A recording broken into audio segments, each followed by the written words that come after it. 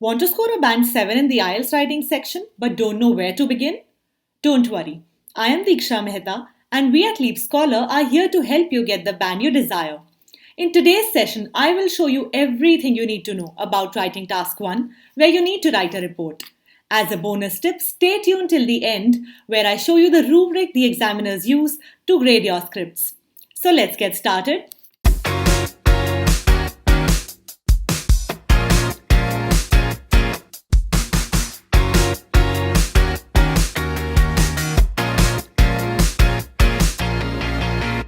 So you will get 60 minutes for your writing module, in which you will have two tasks. So the first task should be done in 20 minutes.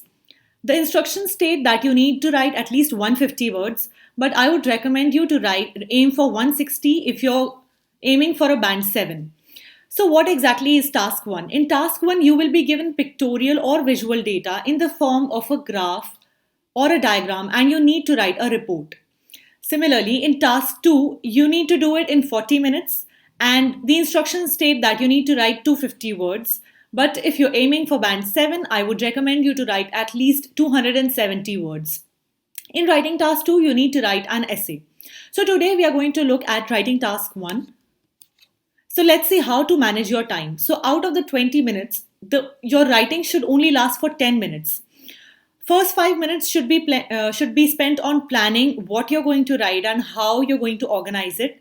And the last 5 minutes need to be spent on proofreading or checking for any grammatical errors that you might have made. So let's see what you need to plan. So the first thing that you need to do is read it very carefully and note down the keywords that you would need. So why do you need to mark down the keywords? So in the first paragraph, which is introduction, you need to paraphrase the language, which means that you need to use synonyms of the words that are in the question.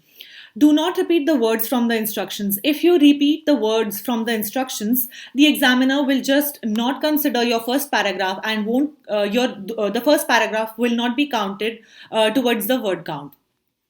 Then you need to decide how many paragraphs you need. So usually we need around 4 paragraphs and every paragraph should have one main central idea. Then draw together some of the ideas in a sentence at the end for the conclusion. Most important point is do not make any assumptions about information that is not given in the diagrams or charts. So a lot of times students make assumptions or give pre-known knowledge and forms put in their own knowledge in the report. So don't do that. You only need to report everything that is in the data that is in the graph. And lastly, your report should be written in a way that somebody should be able to retrace or form the graph by looking or by reading your report. So let's move forward and let's see what different types of graphs will you get. The first is a line graph. So let's read the question. The graph below shows population figures for India and China since the year 2000 and predicted population growth up until 2050. You need to summarize the information by selecting and reporting the main features, and you need to make comparisons. So first, let's see what do the two axes means. So the horizontal axis gives you gives you the years, so 2000 to 2050, and the vertical axis gives you the population figures. Both the lines represent different countries. So the light pink color represents China and the dark pink color represents India. So you need to notice the trends. You need to write down the trends that you can see from the graph, which we will learn later on later on in the video. Let's move forward. So next we have a bar graph. Let's read the question. The chart below gives information about the most common sports played in New Zealand in 2002. Again, you need to summarize the information and report the main features, make comparisons. So let's see. In this graph, the horizontal line are the percentage of the common sports that are played, and the vertical line depicts the different sports. And what do the bars represent? So the bars represent the blue bar represents the boys, and the orange bar represents the girls. Let's see the next one. So we have a pie chart here. So you could have one pie chart or you could also have two pie charts. The pie chart below shows the main reasons why agricultural land becomes less productive. The table shows how these causes affected three regions of the world during the 990s. So the pie chart represents the causes of worldwide land degradation.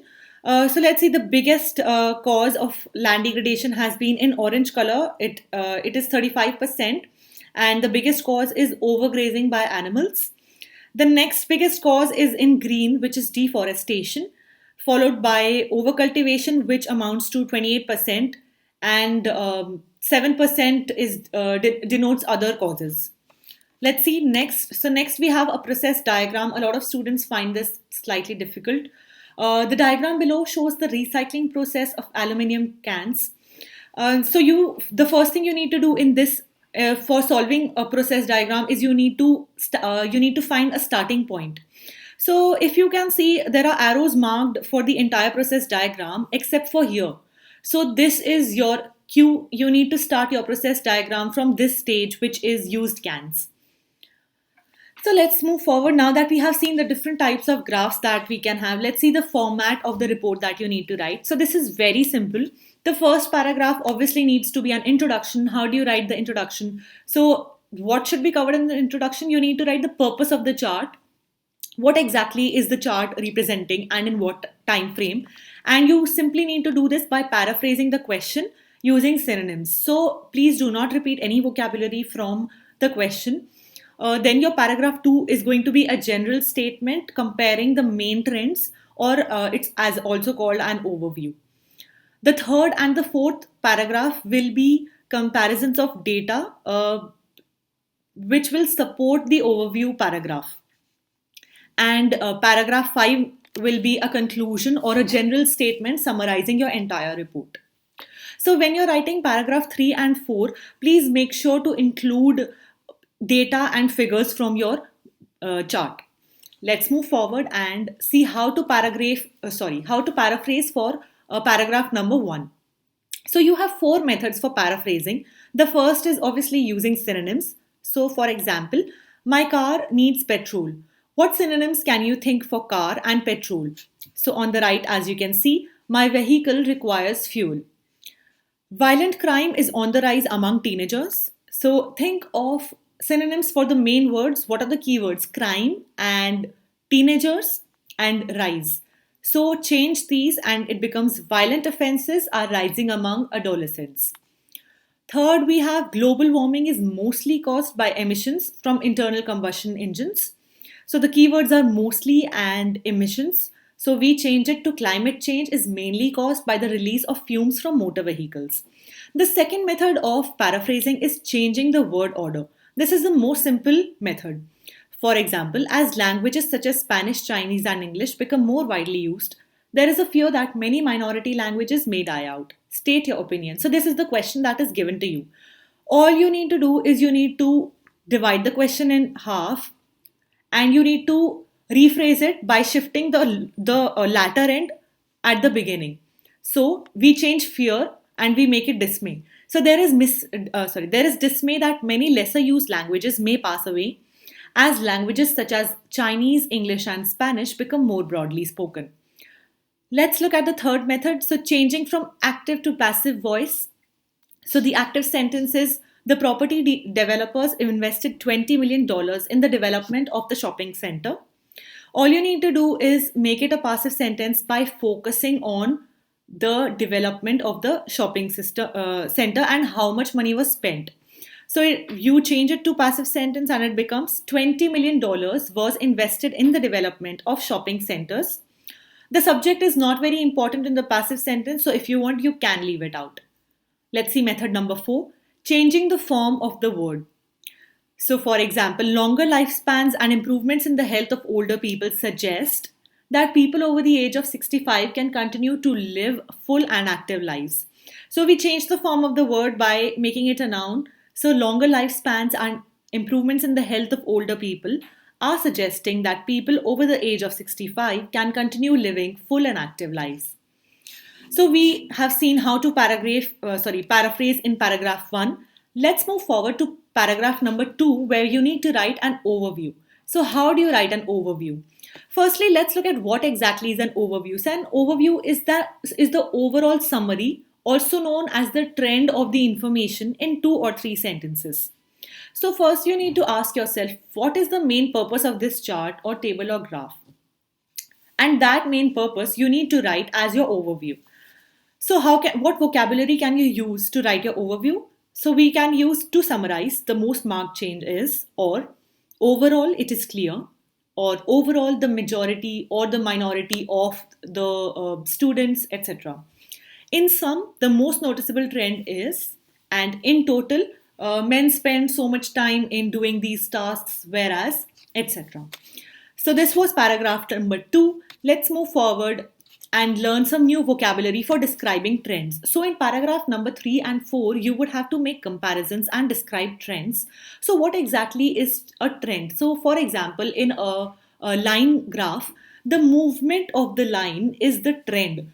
So as you can see at the top, if the line is going up the entire time, you can use these words to describe it. So, for example, we can see a rise, or an increase was seen, or there was a surge in the sale of, a growth was seen in, etc. Similarly, if the line was continuously falling throughout the graph, you can use these words to describe it. So, you can use these nouns or verbs or these phrases to describe it.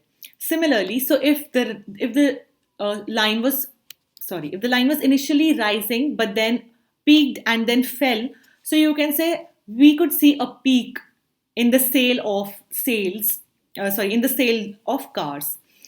Moving forward, so how to analyze a chart? So I will show you an example of a chart. Let's read the question. So this is how the question would be in the exam.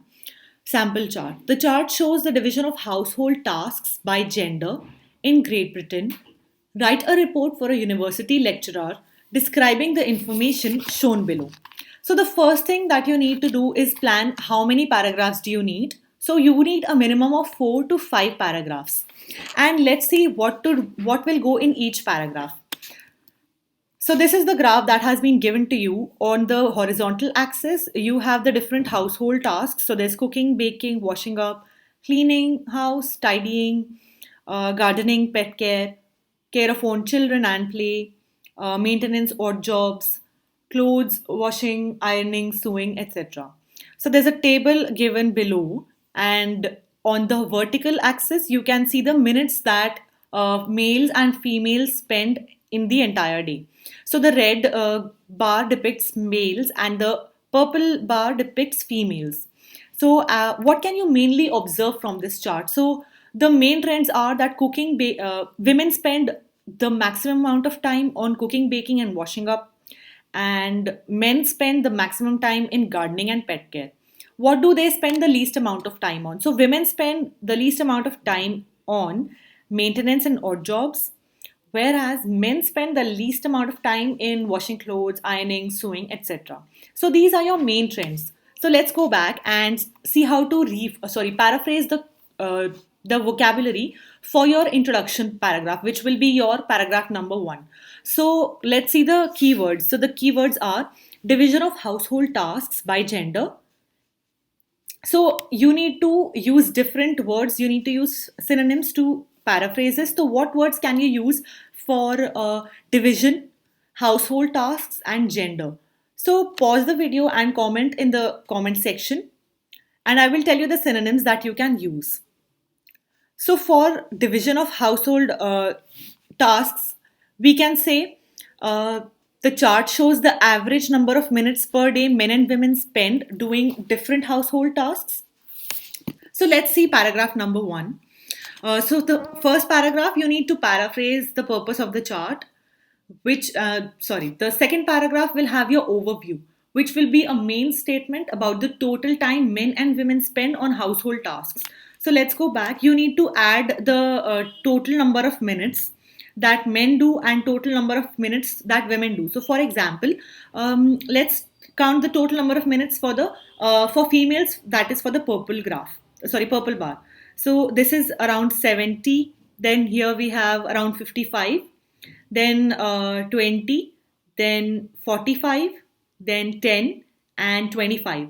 So pause the video, add up all these figures and comment in the comment section. Again, let's do it for men. So it's 30 plus 10, then you have 50, around 20, 25, and this is maybe 5. So add all of these. So you can say that overall, for the second paragraph, you can say overall, women spend around, let's say, 230 minutes every day on household tasks, whereas men spend only, and the number. Let's see the third paragraph. So the third paragraph needs to be a detailed explanation of the figures, putting emphasis on women, on the tasks that women do. And the fourth paragraph needs to be a detailed explanation of the figures, putting emphasis on the tasks that men do. So, coming to your fifth paragraph, which is going to be a summary, you need to write a general statement of the type of tasks women do more of and men do more of. Alright, so let's see a sample report in the next slide. However, so in this report, there are a few words missing, and I need you to complete the report by writing these words. So, for example, the first one has been done for you. In total, men spend just over. So, similarly, write down the missing words in the comment section, and I will check it for you and let you know if they are correct or not. So let's read the sample report and see if they have what they have written in every paragraph. So the first paragraph is mostly just a line where they have paraphrased the question. The chart shows the average number of minutes per day men and women in Great Britain spend on jobs around the house. So the household tasks, they have paraphrased it to jobs around the house. And division of labor, they have paraphrased it to average number of minutes per day men and women spend. So different genders, they've paraphrased it to men and women. Let's see the second paragraph, which was your overview. In total, men spend just over 2.5 hours on household tasks, whereas women spend slightly than 4 hours. So, this is a general statement talking about the amount of time that men spend on tasks and the total amount of time that women spend. Then you have comparison, putting emphasis on the type of tasks that women do. So women spend more than as much time doing kitchen tasks. So we are putting emphasis on women, such as cooking and washing up. Then compare them. So you need a word here which compares them to men. And in the bracket, they've mentioned 74 minutes for women as opposed 30 minutes for men. Women are also more active in cleaning the house. Again, they're putting emphasis on women. It takes 58 minutes of their day compared to as many minutes for men and childcare, where women put in more than twice as dash time as men. So this paragraph was put emphasis on women. So the fourth paragraph needs to put emphasis on men. On the other hand, men are dash active in gardening and pet care, where they spend twice as women, and maintenance and DIY, on which they spend twice as women, and maintenance and women account for almost all the time spent on washing and ironing clothes. This takes them 25 minutes, whereas men spend just 2 minutes on this task. And the summary paragraph, overall, the figures show that women spend more time on routine domestic chores than men, whereas men do more household maintenance, gardening, and pet care. So, if you see the last paragraph, which is the summary paragraph, summarizes what or supports the points that the person is making in the third and fourth paragraph. So, as promised, I'm going to show you the rubric that the IELTS examiners use while checking your task scripts. So, your scripts are evaluated on 4 criteria. What are those 4 criteria? So, task achievement, which is basically a fancy term for content. So, what all do they check? So, you need to provide an overview. So, overview, your second paragraph, you're being graded for that. Then, selects the most important information. You need to choose which information is important and which is not. Includes data to support main points. So after you've decided what information is important, you need to include data in the form of figures and facts and percentages.